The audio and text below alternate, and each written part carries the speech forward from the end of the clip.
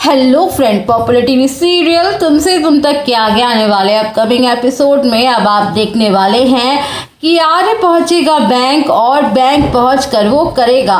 Bank के employ को suspend. जी हाँ दोस्तों, सीरियल की कहानी में आएगा ज़बरदस्त ट्विस्ट, जहां पर आपको देखने को मिलेगा कि जब आर्यवर्धन अन्नू के घर पर बारात लेकर आएगा तो आर्यवर्धन अन्नू को देखने के लिए बार बार छत की तरफ देख रहा होगा, पर अन्नू छत पर नहीं होगी और आर्यवर्धन को उम्मीद होगी कि अन्नू आर्यवर्धन को देखने के लिए छत पर आई होगी और फिर पुष्पा, रानी और रजनी मिलकर पूरी बारातियों का जम के अच्छे से स्वागत करती हैं और बाकी की रस्में करने लगेंगी। और जब सिमरन आर्यवर्धन के पास आएगी तो आर्यवर्धन सिमरन से अन्नू के बारे में पूछेगा कि तुम्हारी दोस्त कहाँ है भाई, वो मुझे देखने के लिए छत पर आने वाली थी पर वो तो आई ही नहीं है। आज से पहले तो ऐसा नहीं हुआ कि अनु ने मुझे देखने के लिए कभी भी छत पर नहीं आई हो। और सिमरन बहुत ही ज़्यादा परेशान हो जाएगी, इसलिए आर्यवर्धन से झूठ नहीं बोल पाएगी और आर्यवर्धन सिमरन का चेहरा देखकर समझ जाएगा कि अनु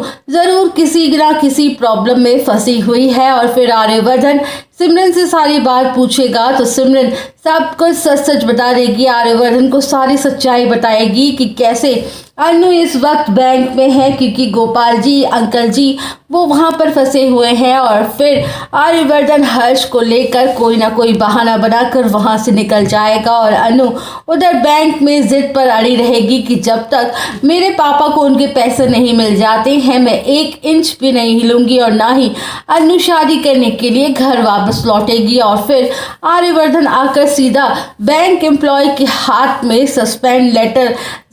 लेटर थमा देगा और आर्यवर्धन बैंक एम्प्लॉय पर गुस्सा करते हुए नजर आएगा, बोलेगा कि आज के बाद से तुम यहाँ पर कोई काम नहीं करोगे। क्या दुनिया में कि और कोई बैंक नहीं बची और ना ही तुम किसी और बैंक में जॉब कर पाओगे,